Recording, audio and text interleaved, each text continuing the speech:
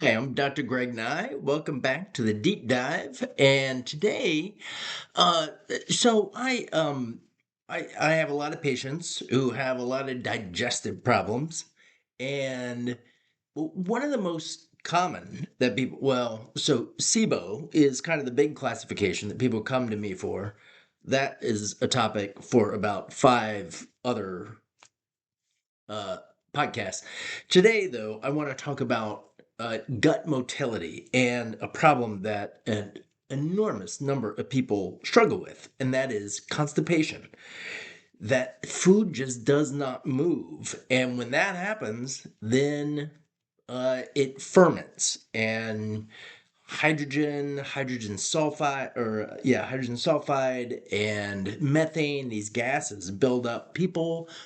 There are many patients that are miserable, incapacitated by how painfully distended their abdomen is all the time. So, today I want to talk about something that has to do with this problem and has to do with gut motility. And I suspect it's a topic that you haven't really heard of related to this issue. And that is serotonin. So, serotonin, you probably heard, is a neurotransmitter. Makes us feel good. There's a whole class of drugs called selective serotonin reuptake inhibitors, SSRIs.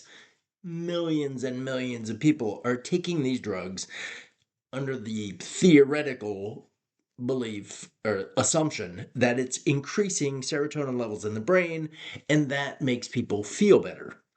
That's a whole other podcast in itself. But the point is, when we think of serotonin, for the people who think of serotonin, you generally think about it being made in the brain. It is a little shocking to find out that 90 to 95% of all serotonin in the body is actually made in the gut. There is a particular kind of cell called an enterochromaffin cell that makes serotonin. And the serotonin made in the gut is the primary factor that influences gut motility. So, serotonin in the gut is then, once it is made by these cells, we'll call them EC cells, enterochromaffin cells. When these EC cells make serotonin, then it goes on to kind of orchestrate the nervous system activity of lots of different cells that are in the gut. So it is having a big impact on secretions and fluid volume in the gut.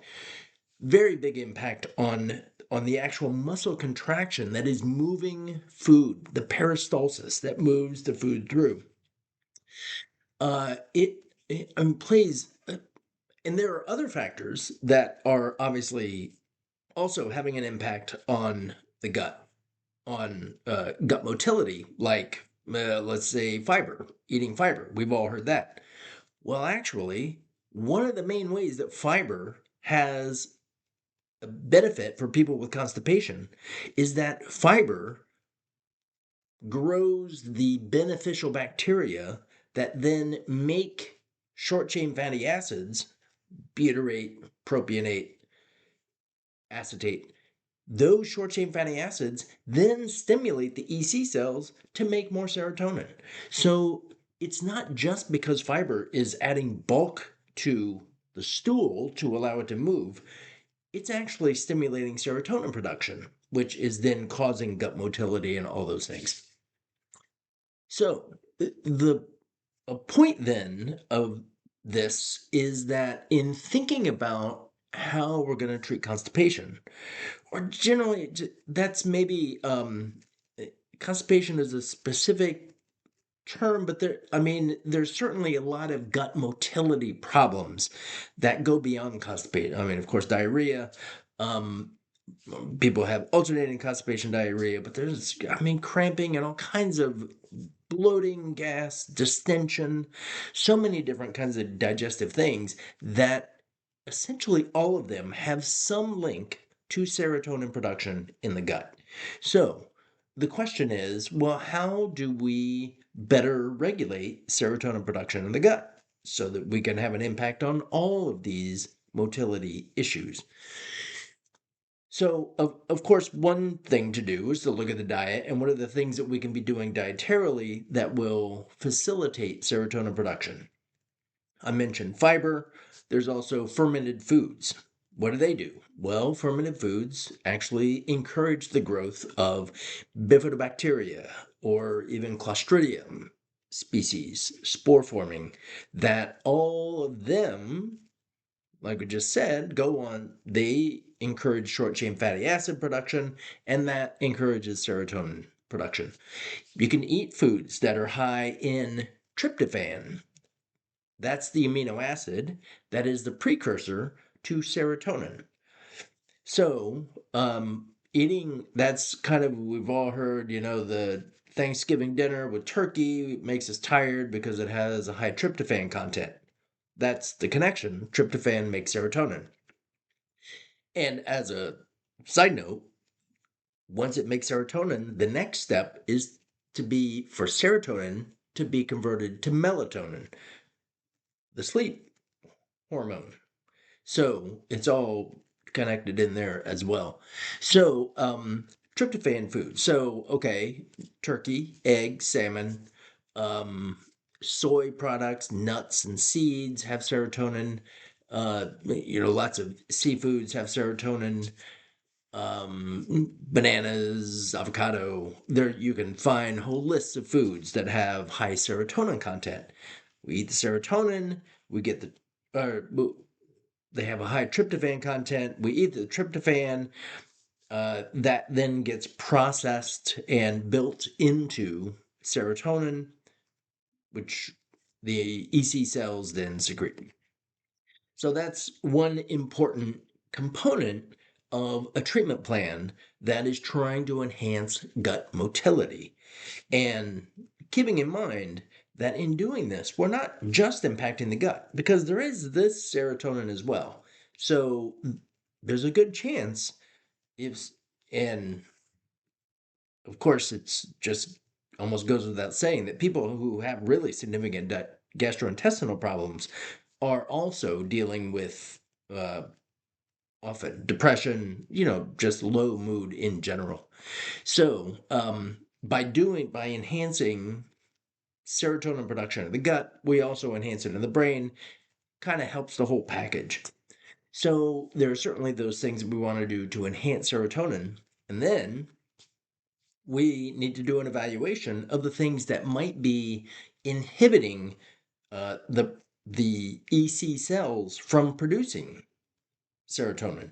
So maybe we got plenty of tryptophan coming in, but there are obstructions to then getting it converted to serotonin.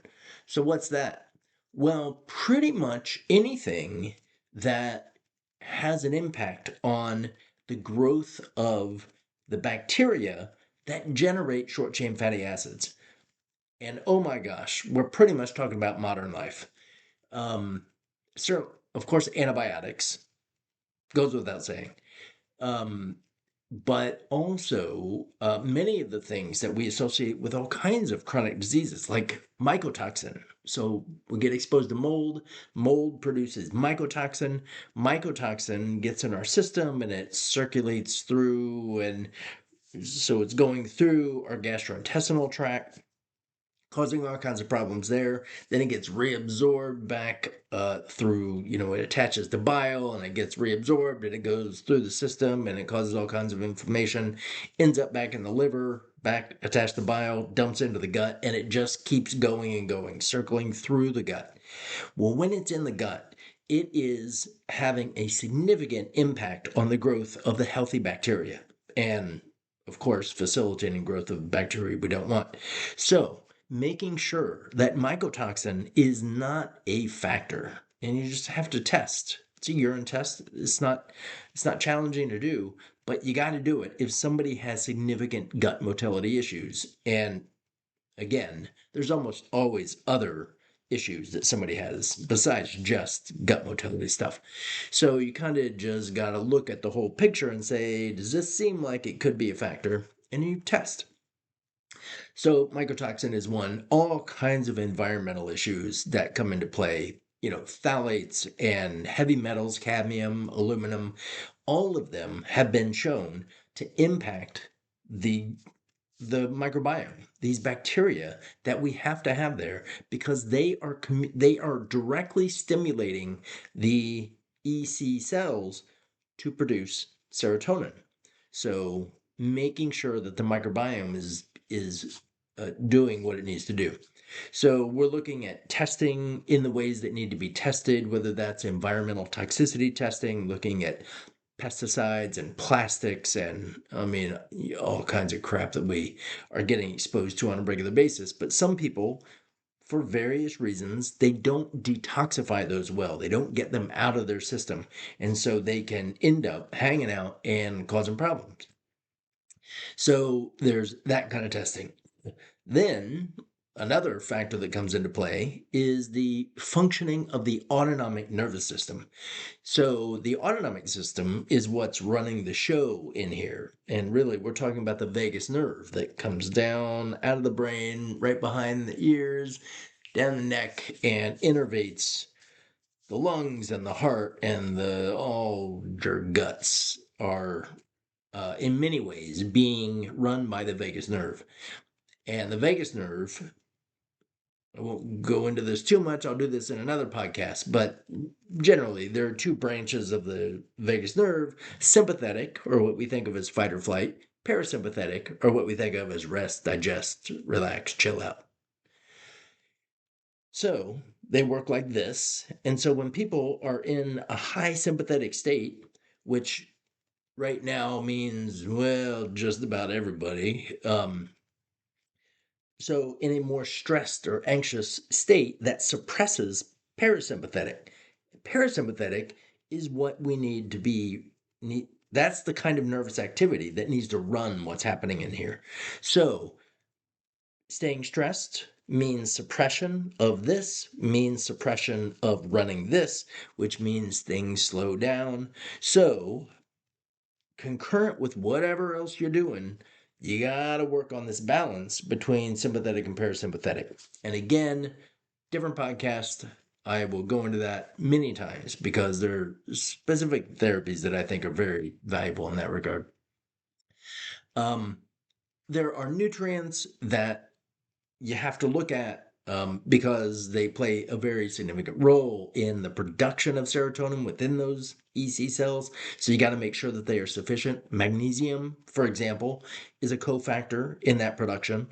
Magnesium, I've seen studies it's close to 50% of people are functionally deficient in magnesium. It's a widespread deficiency. So making sure that we are that our diet and supplement process has adequate magnesium is important, not just for this, but for, oh my gosh, so many things. So nutrients like that, others, vitamin D, cofactor in serotonin production. You got to test it. I run vitamin D tests on lots of people, and it is striking to me how many people are supplementing with vitamin D, and yet when we test, their blood levels are quite low. Like, certainly lower than I think is optimal, and often lower. They're so low that they get flagged low, even with supplementation. Why would that happen? I got my ideas about that. Certainly, intake can be a factor, but you also, once you take it in, you got to absorb it. Vitamin D is fat soluble. Lots of people are not absorbing fat the way they need to because of digestive issues. So you have to address those. You got to be mindful of the type of vitamin D you're supplementing with to get around. You got to do a workaround. Anyway, that's another topic. What else? Vitamin B6. That is a nutrient that is a cofactor, an essential cofactor in the production of serotonin. In that conversion of tryptophan to serotonin, you got to have vitamin B6. So making sure that vitamin B6 is sufficient, or at least sufficiently supplemented, and there are different forms of supplementation, and a few things you got to take into consideration around that as well. So, all right, I've probably gone on long enough, but the point is that I just want to kind of clue people in to the role that serotonin is playing in orchestrating kind of everything that's going on in here, but a central role in establishing healthy motility of the gut. So people that have motility issues, constipation, diarrhea, um, even just cramping or just things that don't coordinate well in here that lead to gas and bloating and distension and all those symptoms. You need to look at this issue, the serotonin production, and make sure that the factors that support and the factors that deter that production are being addressed. So if you found this valuable, here's the obligatory thing to say click the like button, subscribe to the channel. That would be great. If you have questions, comments, put them there and I will monitor those as well. If, of course, anybody who would like to have a consultation, you can always find me at gregnigh.com, GREGNIGH.com, and you can, the schedule is there as well. So I will be back with another exciting episode before long. Thanks for listening.